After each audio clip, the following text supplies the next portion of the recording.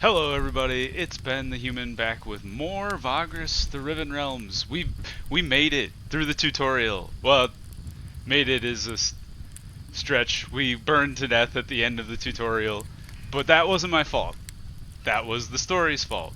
And so we're gonna go create our own Vagrus here and see how we do on our own.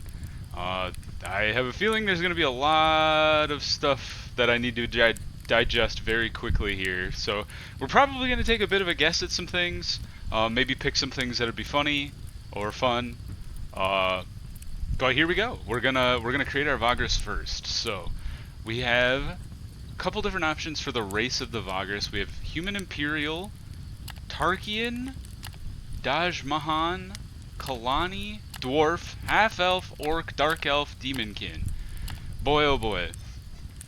So what are the benefits here? So we get some reputation from the different houses, got a religion perk, savvy perk, persuasion savvy perk, Tarkian awnings.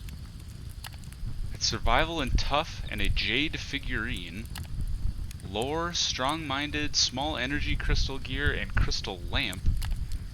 And then dwarves have evaluate and tough with dwarven gadget. Half-elves have dexterous perk, perceptive, but minus reputation, but some luck, talisman. Orc, mighty, tough, terror.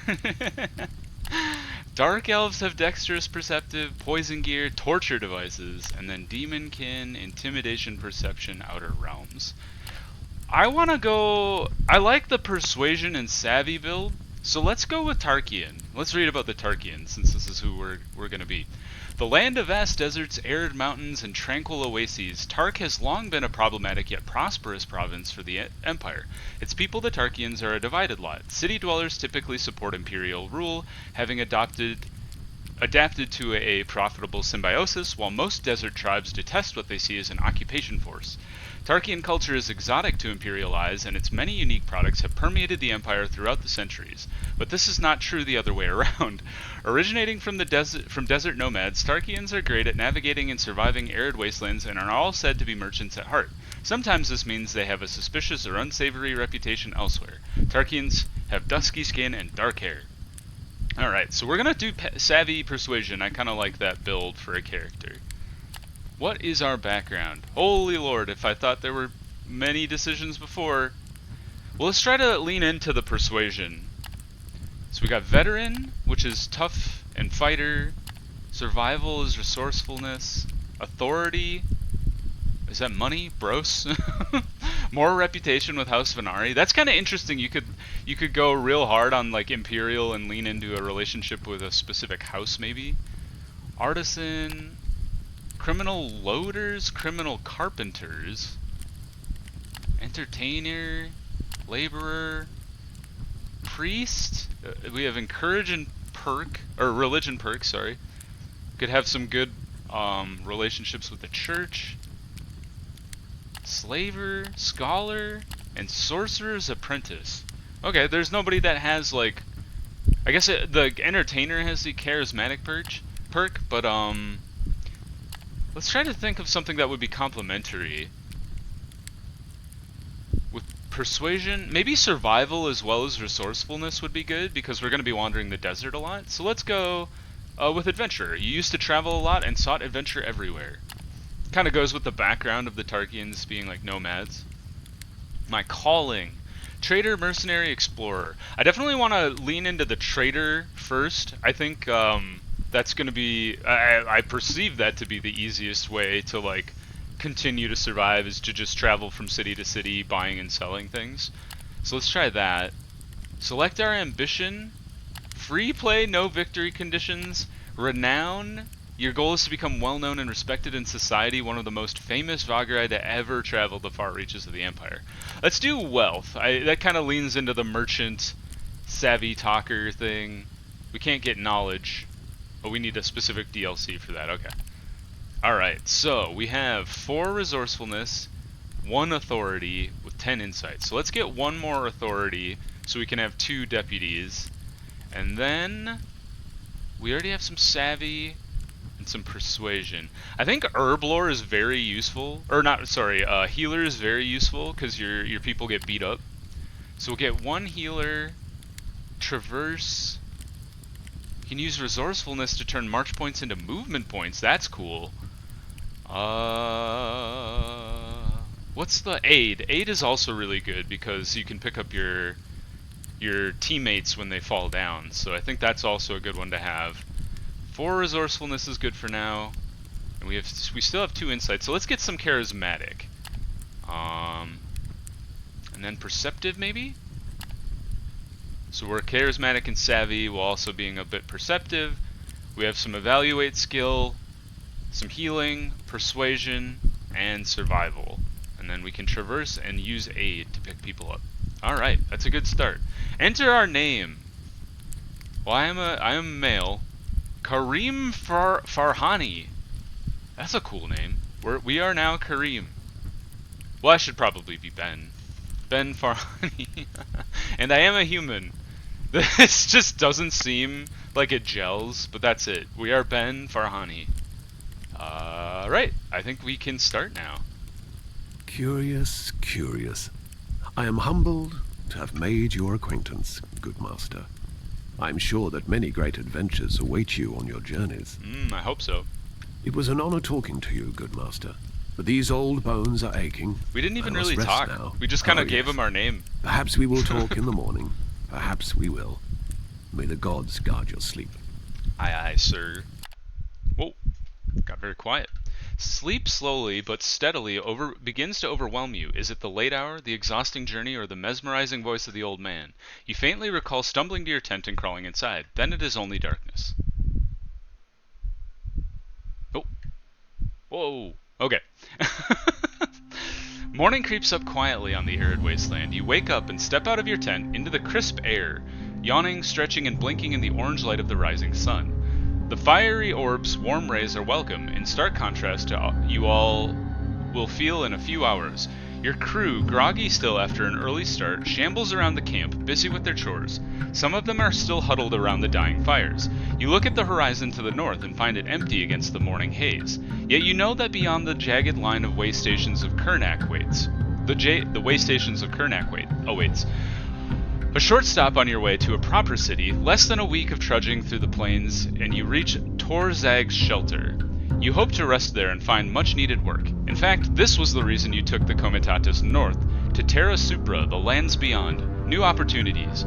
The previous Vagrus of this traveling company perished several weeks ago, and even though you worked for her for only a few months and are indeed quite new to this wandering business, the crew elected you to take her place because she trusted your abilities. Mornin' Vagrus, one of your guards walks up to you and draws you out of your reverie. That old geezer you talked to last night is about to leave and wanted to say goodbye before he does. You nod and head to the campfires. You find the old storyteller in the process of packing his meager equipment while whistling a tune. Let's talk to the old man.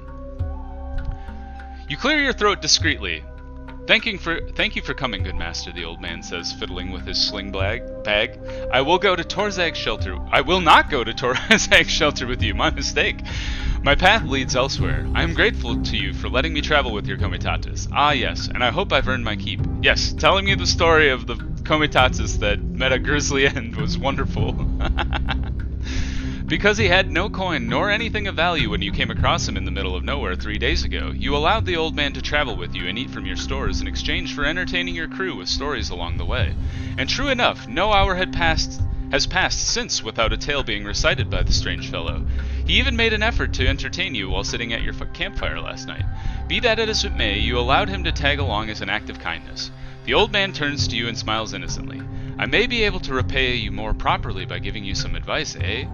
If you don't mind me saying, good master, you are only starting your venture as a Vagrus, and perhaps you could use such wisdom. Might as well. Can take all the info we can get.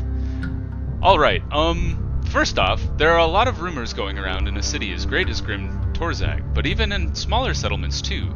Listen to these, for there's often truth to such talk, and gossips can guide you to business opportunities, valuables, or interesting places. Often, fresh news is the most valuable commodity you can possess, especially until you have a sizable cargo hold to haul large amounts of goods across the wasteland. If I were you, I'd find some work as soon as possible, preferably something your crew can manage without much difficulty. Perhaps one of them trading houses? You could also find some passengers who are willing to pay for the security your comitatus can provide, yes? And almost every Manzio has folk looking for travel companions. The old man scratches his scraggly beard thoughtfully. Before setting out, it is best to decide what your destination will be and prepare accordingly. Wandering around aimlessly in the wasteland is a sure way to get killed, or to starve, good master. Yet one's chances are better when the burden can be shared with trusty companions. I'd start looking for such folk as soon as I'm in a big city. There's a man I know in Torzag, now that I think about it, who could help you with such matters and more. Tell him you are listening. The chap is called Braxius. Strange fellow, really, not only because of his peculiar lineage, heh? You'll see, he runs a shop, yes. He'll buy any trinket off of you that you do not need any longer. He may sell you something useful too, who knows? I'm just remembering now, he once sold a Gavranian wood talisman to an orc mercenary who... The old man stops abruptly when he notices the expression on your face. He smiles apologetically. Where was I, good master? Ask him where you can find this man called Braxius. Oh, aye, Braxius' shop, just east of the Kalrish market, in a small street that has a dark stone statue of Mercatus over a fountain. Best of luck. Irifans be with you, good master. I'd better go now. You tell him to get lost. You thank him and wish him well, then take your leave. You watch the old man as he walks away, alone into the wasteland. It's time to set out. Torzag's shelter is waiting, but before that, it would behoove you to visit Kernak Way Station, only about a day's travel to the north. You could obtain much-needed supplies and news there, maybe even find work, who knows? You set across the wasteland. We must head north. Alright. Kernak Way Station is here. Where on earth is Torzag's shelter? Lord knows, because I don't. At least we can zoom out. Larnak? Oh, there it is. It's further north. Oh, it's way further north. Holy Lord, you seen how far this is away? It's only 4-6 days. Okay. I guess Kernak is much closer than I thought it was. What do you mean this is 4 to 6 days away? It's a geographical oddity. We're 4 to 6 days from everywhere. Has anybody ever seen Oh Brother, Where Art Thou? That's a pretty good movie. Alright, we have 8 movement, and we could force march 7, which is wild. That's good that we have that ability to turn movement, or force march into movement, because we have a lot of force march. Alright, let's move to Kernak. Enter. The Comitatus descends into the great basin that shelters Kernak Way Station from the worst of the jagged wastes, dusts, and rock storms. Even at this distance from the walled compound, you can see that the outpost is vastly overcrowded. Dozens of Comitati and literally hundreds of travelers swarm the confines of Kernak Station, which is now surrounded by makeshift camps and improvised manzios. What is going on here? I would like to know that as well. That's a lot of people for a small town. You arrive at the gate. A pair of gruff-looking mercenaries walk out to meet you and give you a half-hearted hail. The first one to speak is a tall, lean, tainted fellow armed with a barbed spear. What does tainted mean? Gotta say, you folk keep popping up like wraiths around a rotten corpse, he says. He sighs heavily. Alright, move your arse over here and try to settle in without a fuss. He points to a large area outside of the low stone walls, just northwest of the way station itself. Ask what is up with his attitude. I think that's only going to piss him off more, so let's comply quietly. You nod to the mercenaries and lead the Comitatus to the designated spot. The crew strikes camp and everyone is settled in a quarter of an hour. It's time to explore. Sheltered in an arid basin surrounded by stone walls and guarded by grim mercenaries, Kernak Station provides all the illusion of safety most travelers crave. Yet a quick glance at the many signs of past destruction tell a tale of raiders, rock storms, or worse. Despite rebuilding time and again, it is not long before the jagged waste claims this place for good. Well, that's distressing. Probably don't want to stick around here too long, huh? We can go to the guarded compound where travelers gather here to enjoy a little rest before leaving Kernak. There's a market.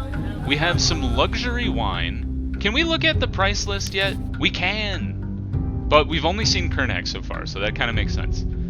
What do we got here? Wine? Is it display edibles? You are an edible. Okay, so we buy for a lot, and we don't sell for a ton. So that tells me that it's, nice. It does tell you that it's not in demand. That's very nice. So we can kind of infer that maybe here's not the best place to sell our wine. We got our Tarkian awnings already equipped, which is good because it just reduces consumption across the board. So that's great. And we have some extra storage already equipped as well. Any good equipment? Nope, same things we already have. Do we want to buy anything here is an interesting question. I don't know if it's a smart idea to be eating our money when we don't know where we would take it to sell. We could really bog down our cargo hold. But we have 10 days worth of food. We don't have a huge crew, I think. We don't have any companions, so we don't have any deputies, of course. How many people do we have? We have 8 slaves, 5 workers, 2 scouts, and 7 fighters. Okay. 2 mounts. Should make some outriders out of these guys, because we don't really need the extra cargo capacity for now. Got extra 2. And we could always take those horses away to bring some cargo back. We've got 1 beast of burden. We don't have enough money to buy another beast of burden, so we'll hold off on that. Maybe let's have 8 fighters plus outriders, so get 1 more of these guys. I just like the idea of... Maybe 10. 10 sounds like a nice round number. 1, 2. Okay. Oh, there were only 2 people available. Alright, we have 9. That's all we get. Okay, this is interesting. Trade routes are blocked. There's some local news, so let's exchange for the local news. We got awarded. Oh, no, wait, that was for discovering Karnak. We got the Pawnbroker is the journal. The old wanderer Agos suggested that you visit his acquaintance Braxius. Oh, that was what we learned before. Ah, okay. Good to know. Close this. Yes, let's buy this rumor.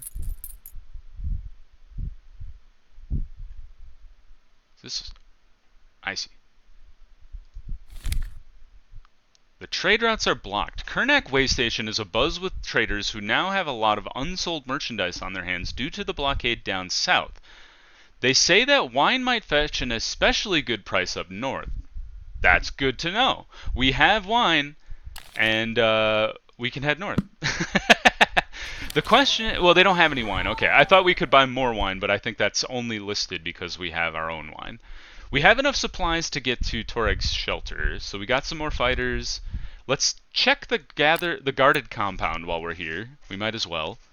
The whole compound is crowded with people. Travelers, comitatus crews, vagrants, mercenary warbands, the trading house agents, smugglers, prostitutes, thieves, and of course beggars. The large stone building housing the tavern is filled to the brim with customers, so much so that you cannot get inside for a drink. Luckily, they had the sense to set up a bar outside too. Smart of them. The kitchens try to serve as many of the clientele as possible. Should you be into jacre meat steaks or fried horv larva, that is, the noise and the stench of sweat and booze make you feel like you are in a war camp. Asking around, you hear of several organizations looking for transportation of goods and personnel. That sounds like my bag. Let's eat and drink, chat with travelers. Talk to the agents of factions looking for someone to haul goods and take passengers. Let's eat and chat and drink with passengers first.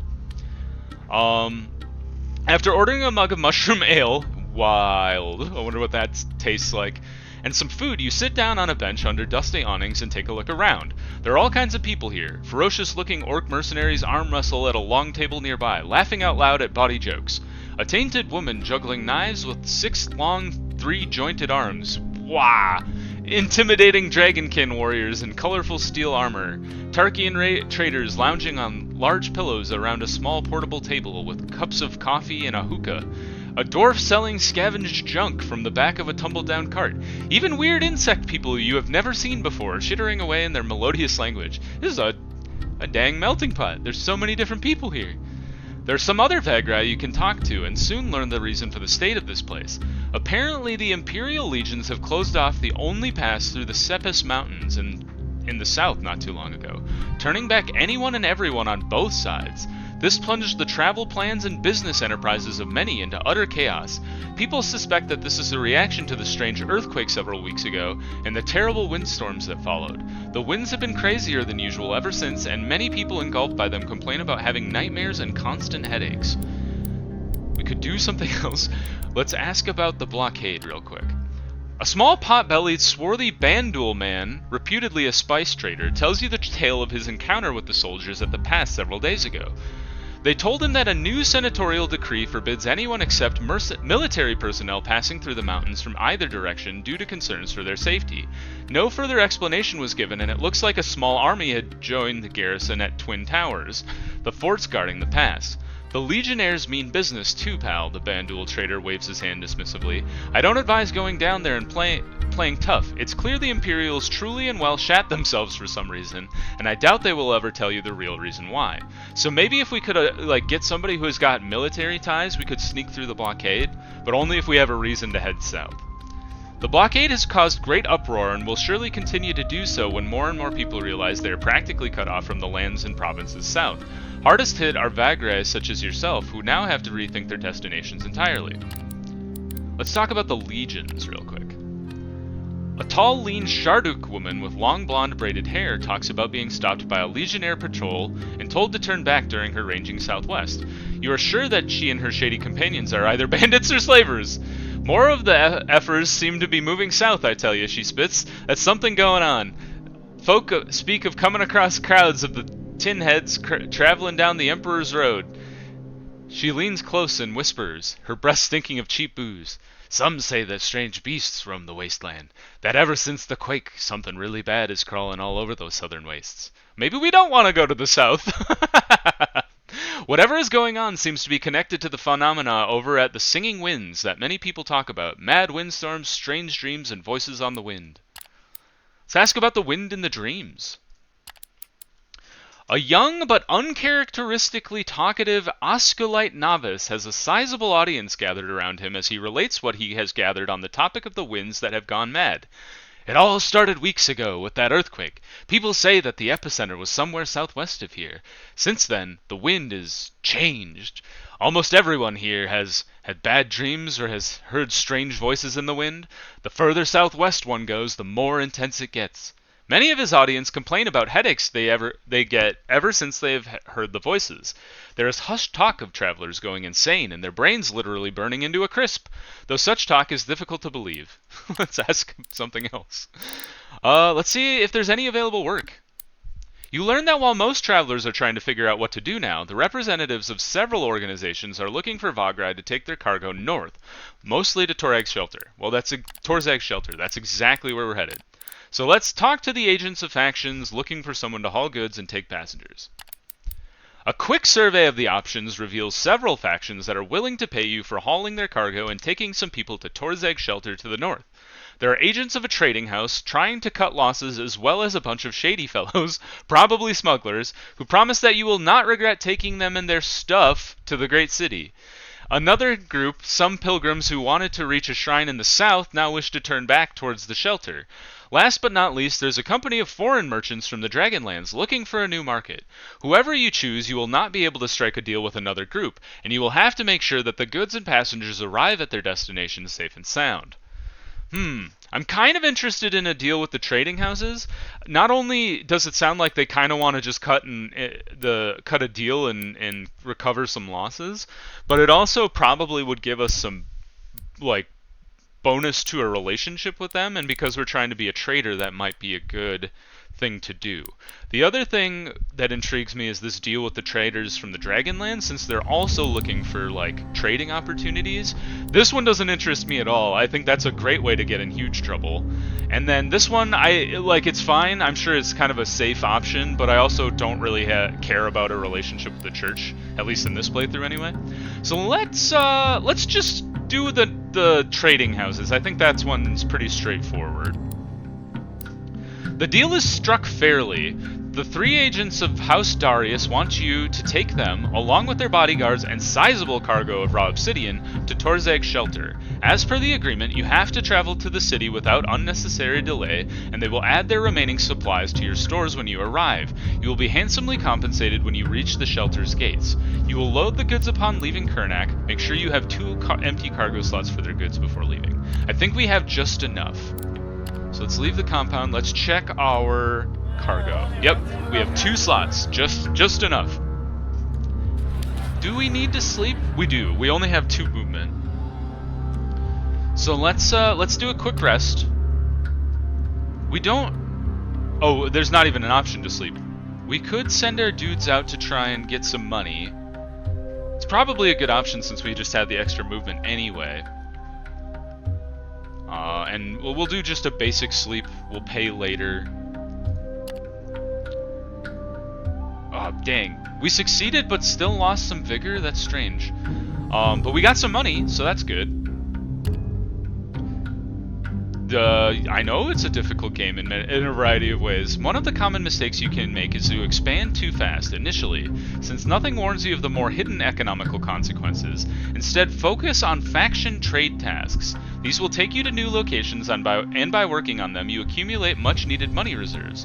Many mercenary tasks are extremely difficult for a new comitatus. Fighting outlaws or creatures is not an income source in general. Try to avoid conflict whenever you can, unless an active mercenary task requests to combat them. You are likely to run into a few death spirals before getting the hang of it. Do not be discouraged if it happens. Well, hopefully we won't be discouraged. I'm hoping that this game is goofy enough and like interesting enough that I'm pulled in more, that I want to just start a new run even after dying. I definitely felt that way even after the tutorial had like the instant death. So I'm excited. I'm ready to start. So we took our rest. Let's leave Kurnak. Let's load up our cargo. We've got 16 obsidian, and the House Darius traders join our comitatus. After your crew loads the cargo, your new comes take their place along the line and on your carts. They remind you that going anywhere else other than Torzeg's shelter renders your agreement null and void. You set out, leaving Kurnak Way Station behind. The end. Alright, well, we don't have anywhere else to go, so let's just go along the road, huh? Seems like a safe enough bet.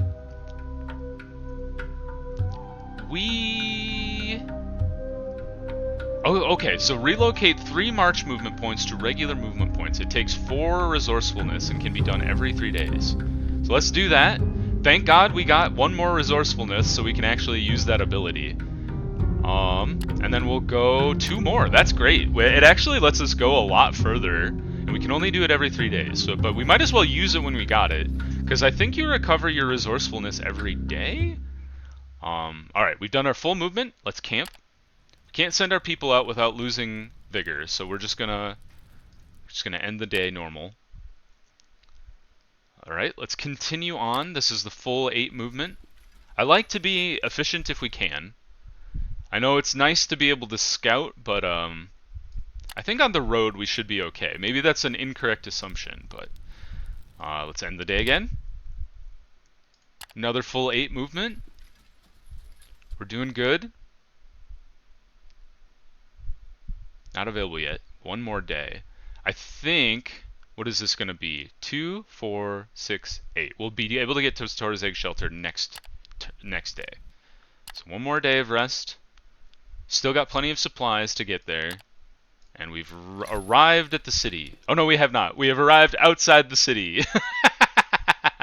Actually, we can relocate our movement points, and now we can get into the city. Perfect. Great. That is great movement. The comitatus is in sight of the nearby settlement, eager to get some well-deserved rest. But what do the people who you took on Kurnak say about all this? They seem happy to have reached their destination. The great Black Blood Mountain towers overhead, crowned with black fortresses and jagged battlements. The single immense wall that blocks entry into the bowels of the mountain looms ahead. Your passengers are making ready to depart, but first they check their cargo. Goods are still there, and your story is in alignment. Everything is intact. The cargo is in order, and your passengers quickly unload it. After giving you their remaining supplies, the one in charge hands you the agreed-upon fee for your services and turns to you before leaving. House Darius will remember this, Vagrus. There goes the obsidian. We got the extra supplies, which was like 4 days of supplies. Good relationship with House Darius, and then we got 26 Lurg, which is not bad. And we're up to 18. I think we started with 15-ish. The passengers are gone, as is their cargo. They will surely enter Torzeg's shelter on their own. As for you, the Dark City awaits. Great. Let's enter the city, and I think we'll call that first episode there. We got our comitatus started. We finished our first job, and we've reached Torzeg's shelter. So good start to the first open world playthrough, I think. If you like, as always, if you like the video, give it a like. Subscribe to the channel if you want to see more. If you want to see where this first playthrough in the open world goes, definitely do that. And hope to see you in the next one. Bye, everybody.